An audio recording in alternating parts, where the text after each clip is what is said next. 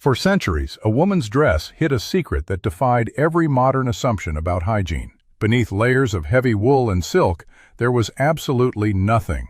No lace, no elastic, and no fabric covered the lower body. Millions of women lived their entire lives without wearing underpants. This was not a scandal, but a fundamental necessity of life. But to understand why that moment mattered, you need to see the complex system of layers that defined the female experience for nearly 1,000 years. The reality of the European wardrobe was a rigid, structural architecture. At the very base of this system sat the chemise. This simple, T-shaped garment was crafted from fine linen. It served as a vital shield between the skin and the expensive outer clothing. Outer gowns made of velvet or heavy silk were nearly impossible to clean. The chemise absorbed the oils and sweat of the day. It was washed frequently to keep the wearer and her garments from ruin. Historical probate records from 15th century Suffolk, England, confirm its importance. The Bury St. Edmunds wills frequently list these smocks as high-value assets. They were not merely undergarments, but essential pieces of personal property. By the 16th century, the silhouette began to change toward a rigid, conical shape.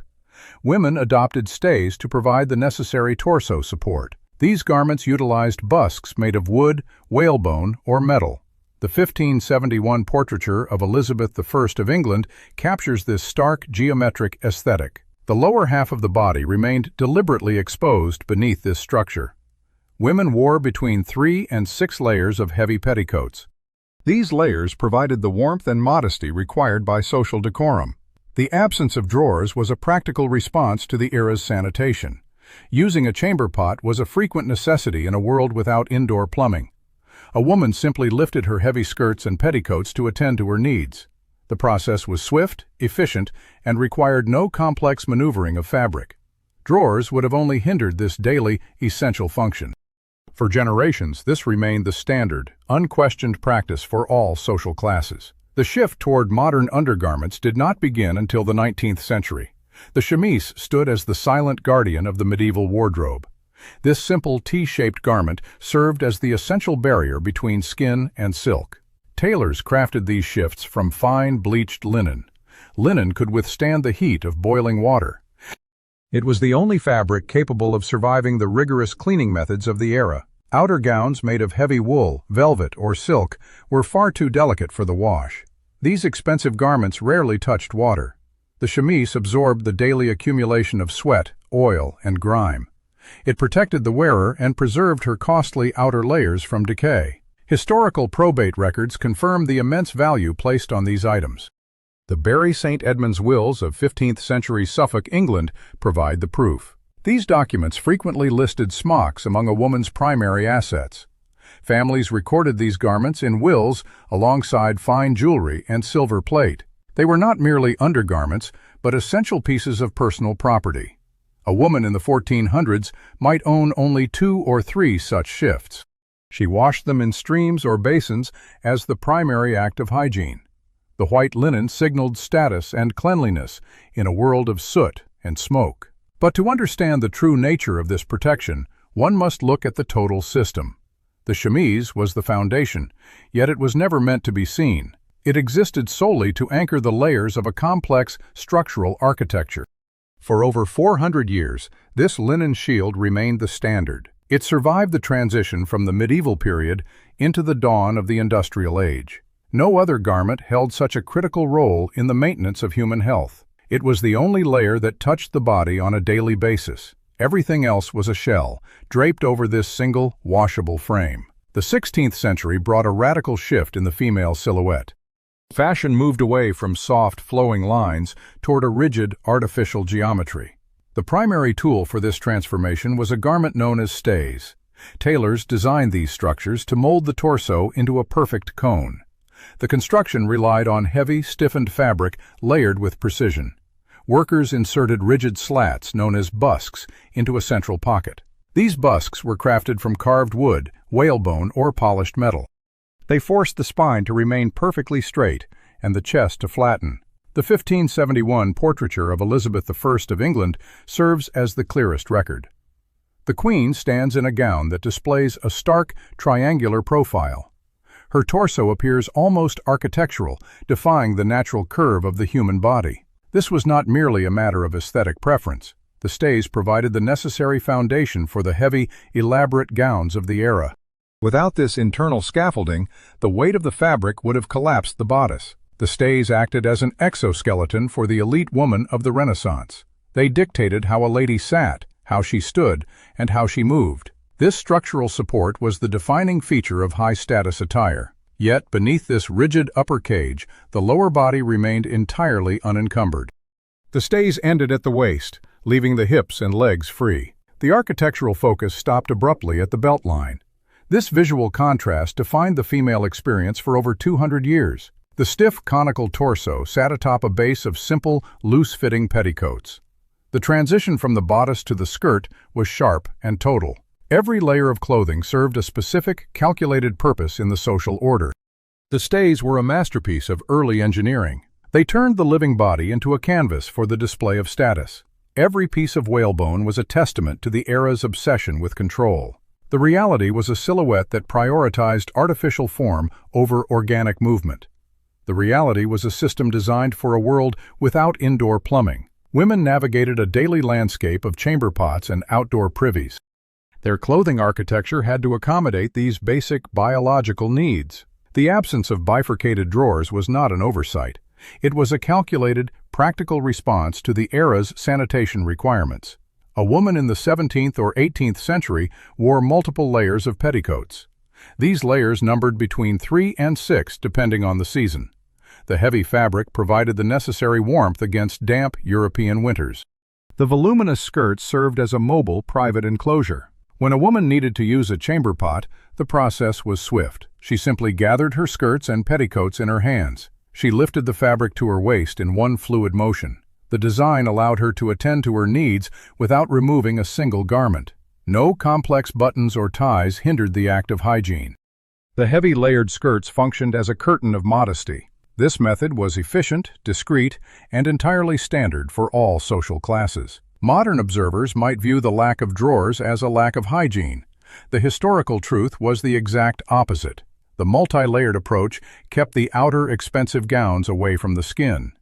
The chemise caught the moisture and was boiled clean in water. The petticoats added a buffer of warmth against the cold stone floors. This system prioritized accessibility and temperature control above all else. The clothing was built to be managed by the body, not to restrict it. For centuries, this routine remained the unquestioned rhythm of daily life. It was a survival strategy in a pre-industrial world. Every ribbon and seam held a purpose tied to human necessity. The layers were the infrastructure of a household's daily management. Even the wealthiest ladies followed this exact functional protocol. They moved through their homes with the efficiency of the working class. The simplicity of the design allowed for a rapid private transition. This was the documented reality of the era's domestic life. It was a world where function dictated the shape of every garment. The petticoat was the unsung hero of the pre-modern wardrobe. It provided both the warmth of a blanket and the function of a curtain. Without these heavy layers, the system would have collapsed under its own weight. But to understand why this changed, one must look toward the industrial shift. The invention of the cotton gin by Eli Whitney in 1793 would soon alter everything. Mass production began to change the material reality of the female wardrobe. But before that, the petticoat remained the ultimate tool of necessity. It was the silent partner in every woman's daily routine. The layers were the only thing standing between the body and the elements. They defined how a woman lived, breathed, and managed her private world. The year 1793 marked a violent pivot in the history of fabric. Eli Whitney sat in a workshop in Georgia and finished his design for the cotton gin. The machine mechanically separated sticky seeds from raw cotton fiber. It transformed a labor-intensive chore into an industrial process. But to understand why this changed the female wardrobe, you have to look at the mills of Manchester. The city of Manchester, England, became the beating heart of a new global textile economy. Massive steam-powered looms began to churn out miles of white cotton cloth every single day. Linen had been the standard for centuries because it was durable and easy to boil. Cotton was softer, cheaper, and now it was everywhere. The price of raw material plummeted as production surged across the Atlantic. factories shifted from slow, home-based weaving to the relentless pace of mechanization. Undergarments that were once considered luxury items became affordable to the working class. The chemise, once a prized possession in a 15th century will, became a mass-market commodity. Women no longer needed to spin their own thread or sew every seam by hand. The physical nature of the undergarment began to change alongside its accessibility. Cotton was lighter than linen and held moisture differently against the skin. As the 19th century arrived, the sheer volume of fabric in a standard wardrobe expanded. The Industrial Revolution provided the sheer quantity of material needed for the era's voluminous skirts. Without the cotton gin, the layers of petticoats would have remained a heavy burden.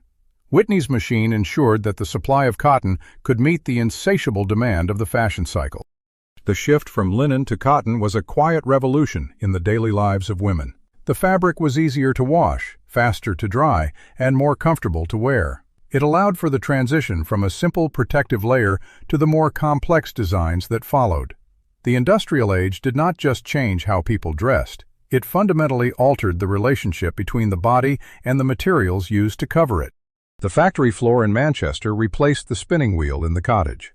The era of mass-produced undergarments had officially begun. The 19th century arrived with a subtle shift in the female silhouette. Elite women began to adopt a new, controversial garment known as drawers. The transition occurred slowly between 1800 and 1850. Fashion historians note this change coincided with the rise of the crinoline era. Voluminous, bell-shaped skirts became the dominant aesthetic of the period. These wide frames left the lower body vulnerable to drafts and cold air. The heavy, cage-like structures created an open space beneath the petticoats. Drawers provided a necessary layer of warmth against the chill of European winters. They offered an additional hygienic barrier for the wearer. The garment typically consisted of two separate legs, joined only at the waistband. This design ensured the wearer remained comfortable in unpredictable weather. It marked the first time in centuries that women wore bifurcated garments. The innovation remained largely restricted to the upper echelons of society. Working-class women continued to rely on the traditional system of layered petticoats. The cost of fabric and the labor required for construction limited early adoption. Wealthy ladies embraced the trend as a practical solution for outdoor movement. The wide hoops of the era made the legs more exposed during daily activity. Drawers shielded the skin from the friction of shifting hoops and stiff fabric. They acted as a buffer between the body and the external environment. This development fundamentally altered the structure of the female wardrobe. It was no longer just a chemise and a series of petticoats. A new, distinct layer had entered the sequence of daily dressing. The change was documented in the wardrobes of the European elite. It signaled the slow end of the ancient, single-layer hygienic standard. The drawers were not yet the standard for every woman in England.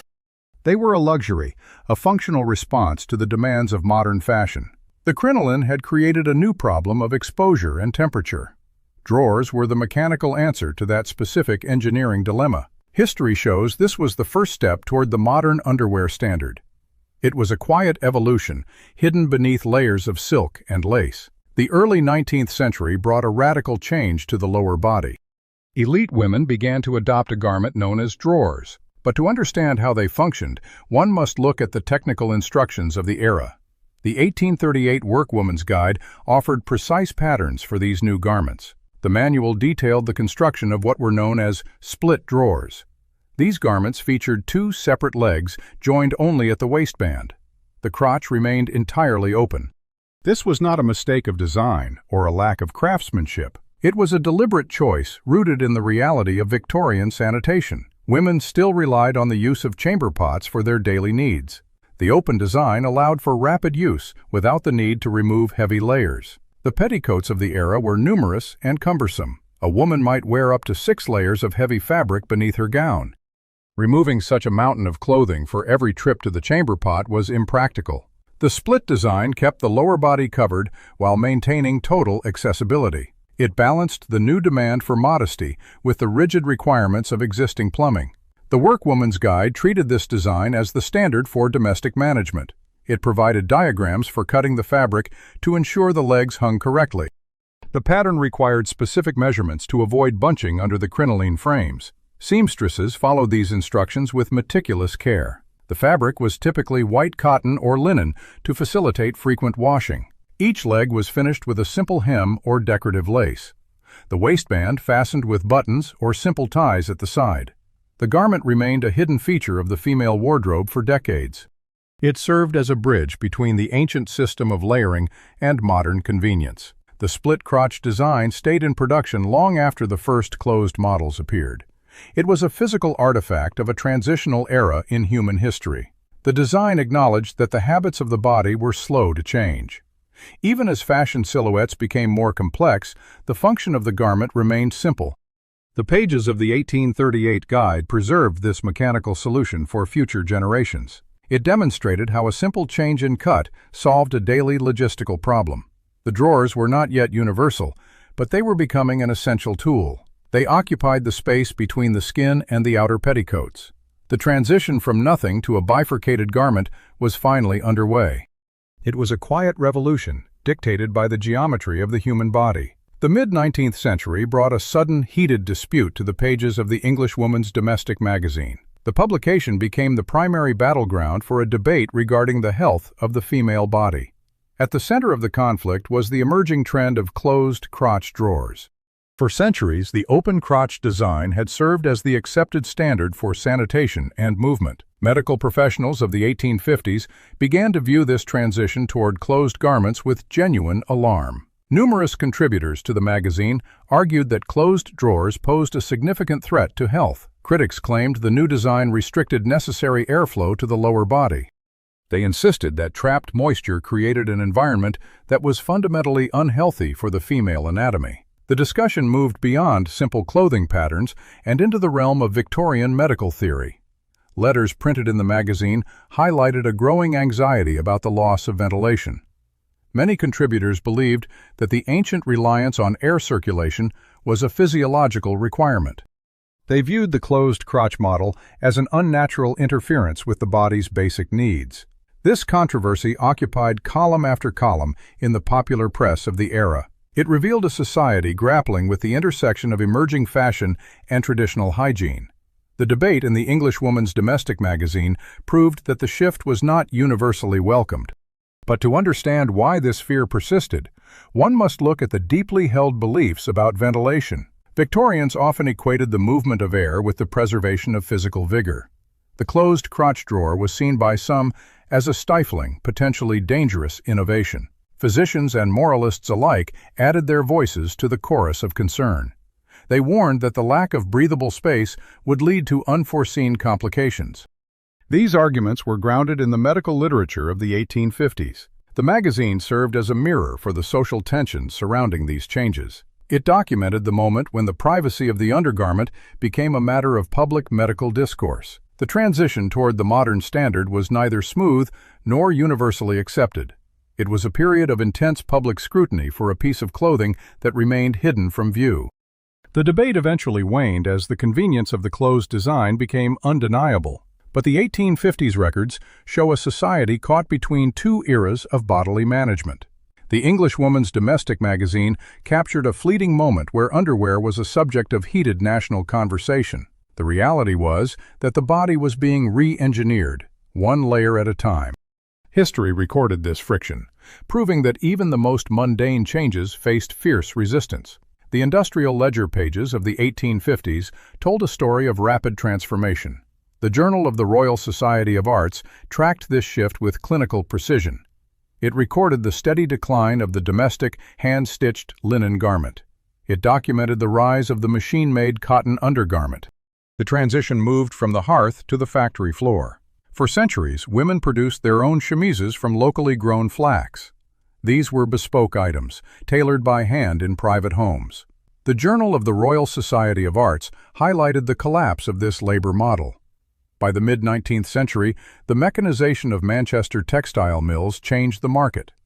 Cotton fibers became the new standard for the base layer of clothing. These new garments were cheaper to produce and easier to clean. They were no longer limited to the wardrobes of the wealthy elite. Working-class women gained access to mass-produced, standardized cotton drawers. The records show a massive surge in output from the northern English factories. The cost of a single cotton garment plummeted as production efficiency increased. The journal documented the economic shift that brought hygiene to the masses. It described the movement of textiles from the weaver's loom to the retailer's shelf. This was the end of the era of the hand-spun, home-stitched smock. The shift was documented in the trade statistics of the 1850s. It proved that the modern wardrobe was born from industrial necessity. The journal noted the standardization of sizes across the British textile industry. Women could purchase ready-made items that required no further tailoring. The era of the bespoke, artisanal undergarment officially ended in the factories. This mass production facilitated the widespread adoption of drawers. The physical reality of the undergarment was now a manufactured commodity. The records of the society capture this final transition in European history. It was a cold, calculated move toward total industrial efficiency. The garments that defined the modern body were now products of the machine. The Journal of the Royal Society of Arts preserved this mechanical legacy. It was the death knell for 1,000 years of domestic textile labor. The transition was complete by the closing years of the 1850s. History moved from the needle to the steam-powered spindle. The history of the female undergarment was never a straight line of progress. It was a complex system of textile engineering that evolved over centuries. The humble chemise served as the primary barrier for the human body for hundreds of years. It protected expensive outer gowns from the oils and sweat of the skin. Linen remained the standard material for this base layer until the dawn of the industrial age. The 15th century probate records from Bury St. Edmunds confirmed the high value of these smocks. By the 16th century, the silhouette of the female body changed to accommodate new fashion standards. The portraiture of Elizabeth I of England displayed the rigid, conical torso created by stays. These stays utilized whalebone and wood busks to reshape the human frame. For generations, the lower body remained bare beneath multiple layers of petticoats. This design allowed for the practical use of chamber pots in an era of heavy, layered skirts. The Industrial Revolution eventually shattered this long-standing domestic arrangement. Eli Whitney and his 1793 invention of the cotton gin fueled a massive shift in textile production. The Manchester mills turned linen out of favor and replaced it with mass-produced cotton. By the mid-19th century, drawers became the final addition to the feminine wardrobe. Instructional manuals like the 1838 Workwoman's Guide detailed the construction of split-crotched designs. The transition was not merely a matter of convenience or modern morality. It was a total reconfiguration of how the body interacted with the clothes upon it. The Englishwoman's Domestic magazine documented the deep social friction this change created. Medical professionals and moralists once feared that closed garments would suffocate the body. The Journal of the Royal Society of Arts tracked the death of the bespoke, home-stitched garment. The modern system of layers emerged from the cold industrial logic of the factory floor. You look at the clothes you wear today and assume they are a natural evolution of comfort. But you are merely the latest layer in a system that has been manufactured for you. The history of your own body is built on the same invisible requirements that once governed the past. You cannot escape the cycle, because the machine that shaped them is the same one dressing you now.